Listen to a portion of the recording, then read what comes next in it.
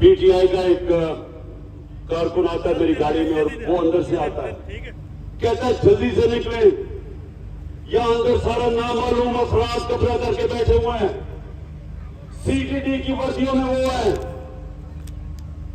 और उनका कोई और, उनके अज़ाइम कुछ और हैं और अल्लाह बचाने वाला है कि हम बिल्कुल ठीक टाइम पे वहां से निकलते हैं। जब निकलते हैं तो आईजी इस्लामाबाद पुलिस वालों को गालियां निकालते, तुमने निकलने क्यों दिया? ये हो रहा है आज मेरे साथ। वापस आता हूं, पता चलता है ये कोर ऑपरेशन की तैयारी हो गई है।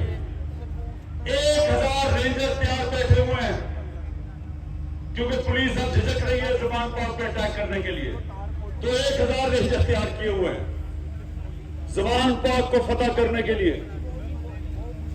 तो वो मुझे पता चलता है, मैं टीवी पे आके लोगों को बताता हूं प्लान क्या है।